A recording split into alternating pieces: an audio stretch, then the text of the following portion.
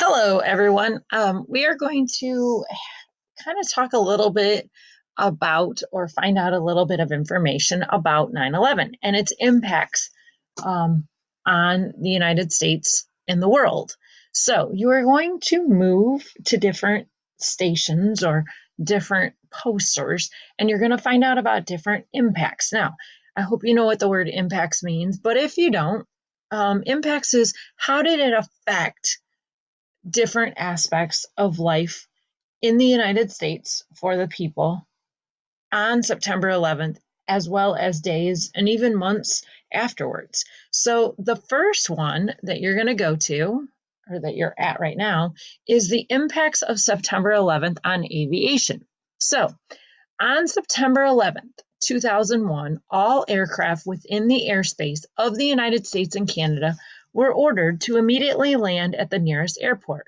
All aircraft flying to the United States from international locations were ordered to land either in Canada, Mexico, other Caribbean nations, or turn around and go back. All flights to the United States throughout the world were immediately canceled. All departure flights in the United States were canceled. All travel by air was canceled, except for military aircraft and specifically approved emergency flights, such as for medical reasons. So if you received approval, then you could fly, but it had to be a very important, like a medical reason, like somebody was very ill and they needed to get to the hospital, or like a transplant type situation. About 500 flights were turned back or redirected. Canada received 226 of the diverted flights and launched Operation Yellow Ribbon to deal with the large number of grounded planes and stranded passengers. North American airspace was closed for several days after its attacks, and air travel decreased upon its reopening, leading to nearly 20% cutback in air travel capacity. So people were probably a little bit nervous to fly. Okay, so what did Canada do?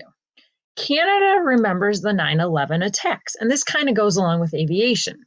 Gander, Newfoundland, praised for taking in stranded travelers. So this is just a little bit more of a description. So I'm going to kind of go through this with you. It was an open-hearted bear hug from a famously giving people, an act of faith that restored hope in humankind for passengers stranded 10 years, well, now 18 years ago on 9/11 in Gander, Newfoundland. Several grateful travelers whose planes were diverted to this central Newfoundland town on September 11, 2001 returned Sunday for an emotional memorial service as similar events took place across the country.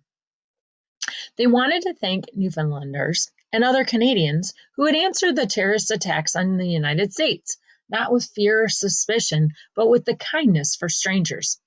It's something that I haven't found any place else, and I've traveled the world, Elaine Caizio of Bethpage, New York said, of the welcome she found in Gander. The people were so kind to us. There was nothing we had to do for ourselves. Everybody kept asking, "What can we do for you?" Beside her at the Gander Memorial Service was Jenny Asmussen, also a Bethpage and another returning passenger. Asmussen was an employee of the Manhattan investment firm, 2 blocks from the World Trade Center towers, when the plane struck. Gander was one of several Canadian communities, that's a tongue twister, that sheltered thousands of people on about 200 international flights that were diverted, or they were, you know, moved to, or not allowed to come into the United States when the U.S. closed its airspace after attacks on the World Trade Center and the Pentagon. At the Gander Memorial Service, U.S. Ambassador to Canada, David Jacobson, said, "There was no way of knowing whether those planes had terrorists on board. You did not flinch. You took the plunge, you took the risk, you welcomed all." The same was true across the rest of Canada. "You affirmed our faith in the goodness of people. You were the best of us." In Gander, the sudden influx of 6,600 passengers and crew on 38 jets nearly doubled the population.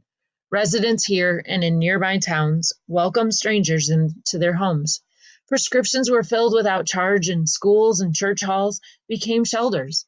Americans made a point of acknowledging that generosity with a poignant gift: two pieces of twisted, scarred steel from the World Trade Center.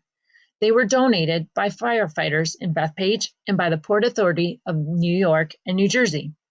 The pieces were dedicated Sunday to the memories of New York firefighters Brian Hickey and Kevin O'Rourke, who both died responding to 9/11.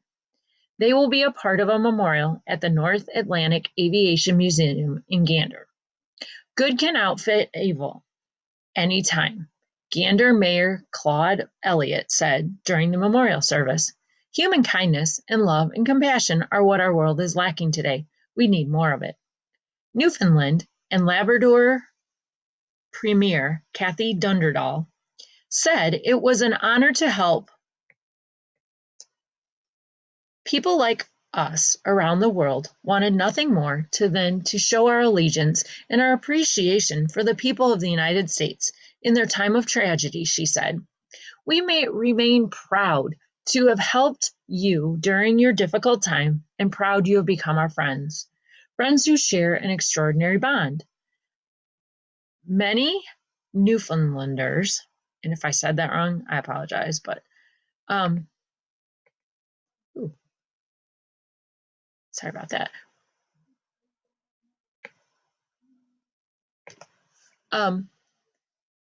Many Newfoundlanders wonder what all the fuss is about. On a tiny island in the fierce North Atlantic, being a good neighbor was often a matter of survival. Okay, so by hearing and looking at these two parts of the impacts on aviation, now what I want you to do is discuss with your group, and if you don't agree, that's okay. It's okay to disagree, but come up with in one sentence or maybe two what you think the main impact of September 11th was on aviation. Okay. And then when you are ready, go ahead and wait for me to say, but you will move on to the next station. Okay. So, and we're moving in kind of a clockwork manner, so I'll let you know where you need to go next. And if you have any questions, please just kind of flag me down or get my attention, and I will be more than happy to help you. When your group is finished, if you come and find me and show me that all your papers are filled out, then each member of the group will receive 2 shields for completing the task. All right, have a great day and on to the next station.